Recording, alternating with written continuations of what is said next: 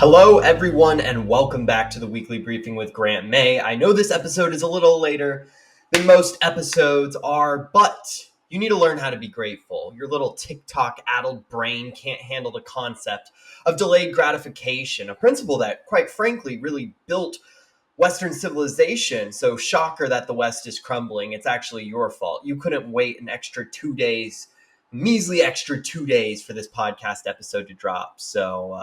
Anywho, today I have pressing things to discuss.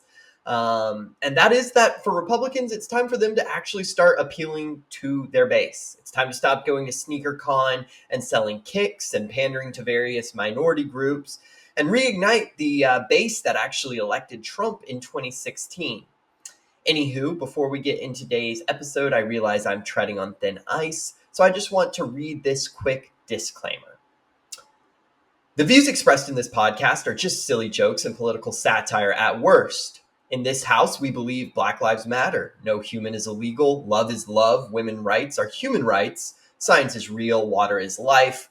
Injustice anywhere is a threat to justice everywhere, and Republicans are fascist maniacs who must be stopped at all costs.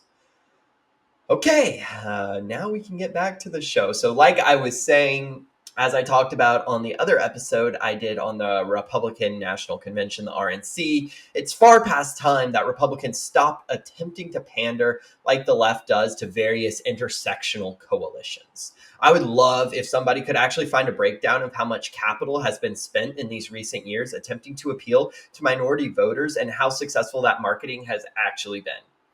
We know this sort of messaging and advertising has been central to the GOP's vision for the future, all while completely leaving behind white evangelical voters who have historically been the most loyal demographic for the Republican Party. When you speak about the Republican Party's base, that's really who it has been.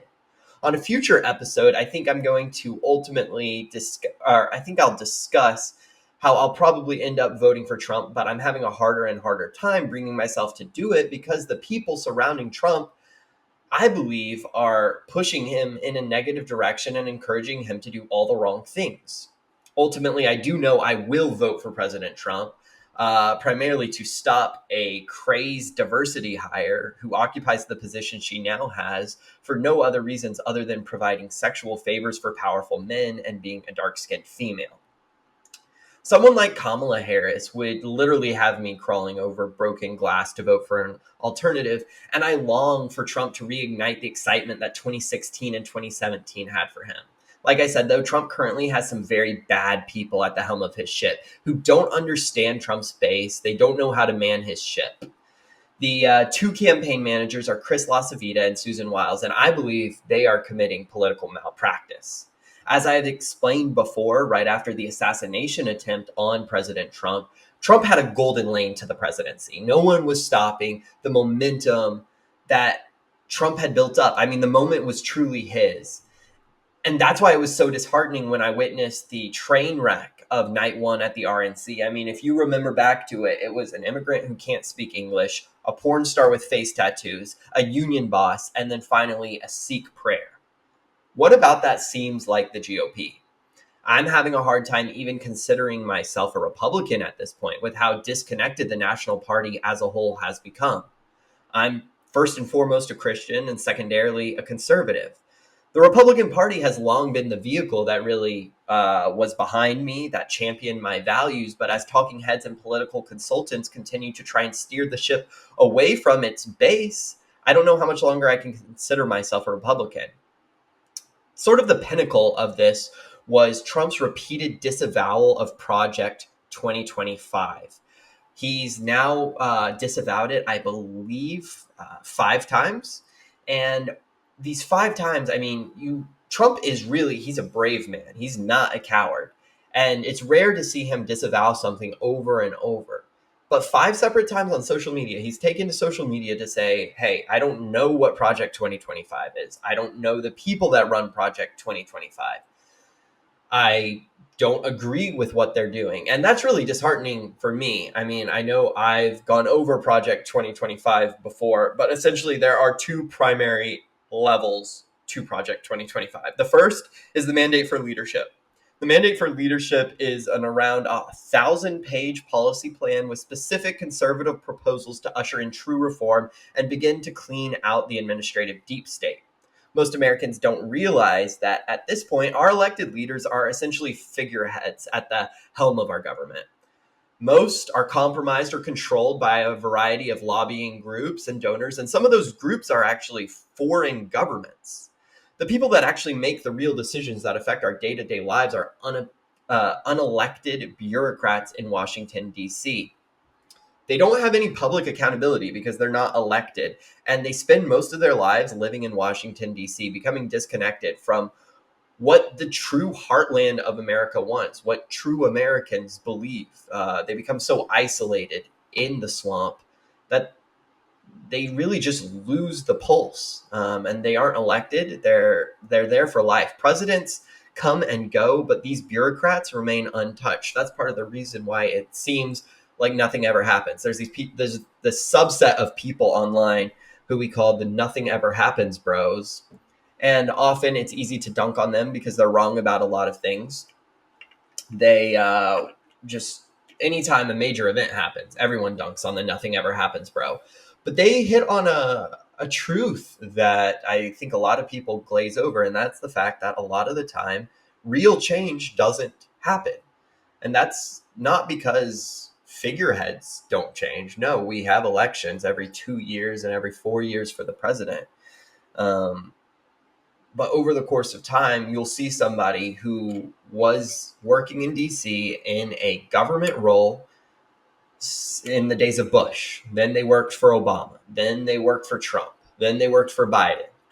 And you see the person at the helm of the ship, the figurehead, changes, but the actual policies don't change. And so there needs to be a purging of this deep state. And so the second part of Project 2025 was a resume bank that was designed to help with this. It was designed to help staff a presumed Trump administration with conservative loyalists, people who stood with Trump throughout the ups and downs and were ready to make a real difference and a lasting change in the swamp. However, under what I believe to be the advice of Chris LaCivita, President Trump took to social media, as I said, 5 separate times to disavow this project and distance himself from it. I've truly began to wonder whether Chris LaCivita is really just a saboteur. I mean, the man has an incredibly sketchy past. He's suggested that President Trump should be prosecuted for the events that took place on January 6th.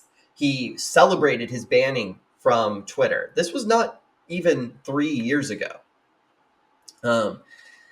And now he's the one telling Trump to distance himself from true conservative policy and Trump loyalists that will help him run his administration. He doesn't understand the base. Chris LaCivita doesn't understand what time it is. It's far past time for strongly worded letter conservatism. Strongly worded letter conservatism, for those who aren't chronically online, is what you will see like when President Trump was arrested. President Trump is indicted. He receives over 90 federal counts in a variety of courthouses, and all these Republican lawmakers and governors come to his aid, and they release strongly worded letters that say, this is a disgrace to our country. They release strongly worded letters that say, we oppose this radical takeover, this politicization of our justice system. And then nothing follows that. They release their strong letter, they signal to the base where they stand, but President Trump is still on trial and his enemies are free. What the correct response would be to lawfare is retaliation, is actually using the political power that we have to Reagan's doctrine from 1980, mutually assured destruction. Hey, if you're gonna mess around, you're gonna find out, because we also have political power and we're not afraid to use it. The truth is, conservatives for all too long have been afraid to use political power for their sake. Even when the left is abusing their political power, the right is still afraid to use it. And if this trend continues, we will be holding our principles intact, all while we are marched to the gulags. So strongly worded conservatism needs to die. And that is certainly something that Chris LaCivita does not understand. And it's something that he's been an enemy of Trump's. He does not understand the energy or the movement that got Trump elected, and he doesn't represent us. So I want the Trump campaign to return to its former glory. Chris LaCivita sees an all-out nationwide assault on gender identity, and the best thing he can offer us is more corporate tax cuts. He sees that his opponent is a committed radical. She was identified as the most liberal senator by her voting record while she was in the Senate. That's Kamala Harris, by the way. And all he can muster is, well, things are super expensive. Here's the platform that the Trump campaign needs to be hitting home. Our border is wide open. Kamala Harris was named border czar by Joe Biden. It was her one job, and she flunked it royally. Fix the border. No more foreign wars. No more funding both sides of these foreign wars with American tax dollars. Decide to actually put American taxpayers first. Purge the deep state and start returning power to the people that are actually elected officials. And finally, stop the craziness. The left is crazy and they need to be stopped. This is the message that I believe deeply resonates with your average American. And then in your campaign, don't shy away from the social issues. Trump's campaign has continually shied away from the social issues. Don't shy away from defending the nuclear family. Don't shy away from opposing abortion. Don't shy away from fighting the growing sex cult of the LGBTQ movement that has been preying on children. The Trump campaign has largely been failing on all three of those fronts. I believe it's not the fault of Trump, however. Trump has good instincts, but the people surrounding him would rather see him partner with rappers like 50 Cent to try and attract a very small subset of the population than try to appeal to your 45-year-old mom who lives in the suburb. Truth be told, I unfortunately think this election will be far closer than many of the pollsters are predicting. Far too many are underestimating Kamala. I know that's true just from my personal life. Most fail to recognize that it's not Kamala who Donald Trump is facing. It's an entire media apparatus that's designed to control news cycles that Trump is facing. They can astroturf even the most awkward, most chaotic, most malicious candidates into receiving support. Trump needs to start running against the machine as he did in 2016. It was what excited his base. He spoke about being an outsider, attacking the uniparty, the establishment consensus that had developed in Washington, D.C. If he's focused on trying to attract voters that will never vote for him at the expense of his base who has been there for him, I think Donald Trump's in for a nasty surprise.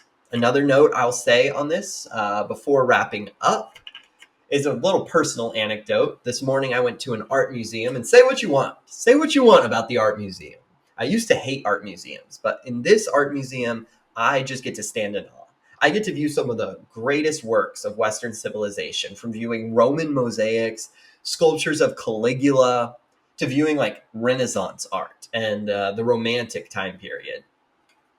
I just really love getting to marvel at where I've come from, what my ancestors got to help contribute to building. There's truly something special that is stirred within you when you get to view the products of a civilization that your ancestors helped to create.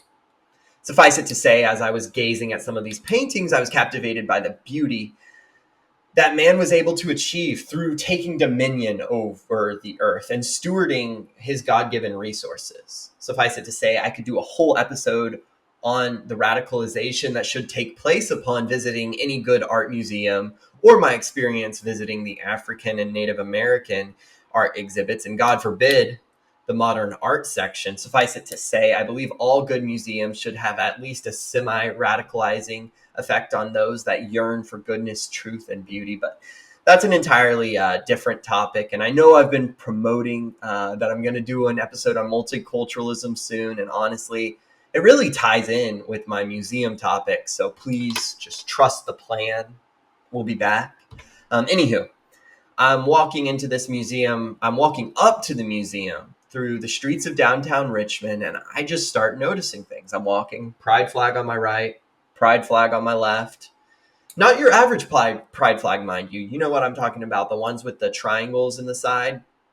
I remember my first time seeing it in the summer of 2021. I was in downtown Chicago, and I was just like, whoa, I realized it's really just a hedonistic coalition that the left's trying to assemble together. That is just a coalition of people with disordered sexual desires and those that have come here from third world nations. That's really what this new pride flag represents, if you break it down. And that's the coalition the left's trying to build. So I'm walking down the streets, pride flag, pride flag. I did see one traditional American flag, another pride flag, the "In This House We Believe" flag, the disclaimer that I read at the beginning of the show, pride flag, Palestinian flag. By the time I got to the museum, I'd seen a grand total of one American flag and so many pride flags that I'd just lost track. I then realized that really, ultimately, deep down, I'm just a conspiracy theorist. I'm a loony conservative who believed a crazy idea, like people were trying to conquer my country. That's ridiculous. I mean, if such a notion were true, if people were actually trying to take over, wouldn't they fly their flag everywhere over my country, over government buildings, over businesses? Oh, wait. Wouldn't they try and consecrate their victory by dedicating certain months of the year to mandated celebration? Oh, wait. If an enemy were trying to take over our country, wouldn't they demand total fealty from corporations and coerce them into paying tribute in the form of donations to their nonprofits? Oh, wait. Yeah, all those things are happening. Wait. But wouldn't they walk around flaunting their total legal immunity, doing whatever they want and terrorizing the true heritage citizens of this nation? Oh yeah, they're also doing that. Wouldn't they declare lawfare against people that defended the country's foundation, that defended the rights of the unborn, or fought for the Christian values that created this country? That's also happening. If this country were trying to be conquered, wouldn't they obfuscate and obscure the history of this country by maligning its past and rewriting the good guys to be bad and the bad guys to be good? Oh yeah, that's happening too. I could keep going on with this, but I think you get my point, and I'm getting a little out of control. The point I'm trying to reach here is that this country has been conquered by nefarious forces. The Republican Party should not run from this fight and bow and pay homage to the conqueror and explain how they actually were the successful ones. No, this country needs saving, and the Republican Party is best poised in our two-party system to contend for the political liberation of America. It's my hope that Donald Trump recognizes the nefarious actors in his orbit, expunges them from the movement, and again returns to represent the forgotten men and women of this country. Hopefully, he frees us from the reign of the Pride Progress flag and returns us to the proper nation, the crown jewel of Western civilization we once enjoyed. That's my hope for Trump's presidency, and I don't know if it'll happen, but I'll tell you what, he's sure more likely to do that than Kamala Harris. So thank you so much for tuning in to this installment of the Weekly Briefing. As always, if you enjoyed this episode, please be sure to share this episode, to like it, to subscribe if you're on YouTube. I heard recently that our demographics on YouTube are a little interesting. I don't know if I'm supposed to be sharing this, but they're a little askew. There's a lot more boys that watch on YouTube, but they don't watch my videos. They watch the girls. They're a bunch of simps who just watch girls on YouTube. Interesting. Our primary listeners come from, or most of the boys listen on Spotify, so keep it up, guys. But I don't get why you aren't watching me on YouTube. I mean, I'm putting in the effort. As you see, we now have a camera here in the studio. I even get all dressed up nice for this, so I'm putting in the work. We got to raise those numbers, boys. And ladies, thank you if you tune in. I'm sorry, I'm a little radical. I speak from the heart, but I hope you can enjoy this episode. So like I said, if you enjoyed it, please like, share, and subscribe. Let me know your thoughts on what's happening right now. I'd love to hear from you. You can find me on Instagram. That's the easiest way to find me, at The Real Grant May. Until next time, thank you for tuning into the weekly briefing, and it's brought to you by Counteract USA.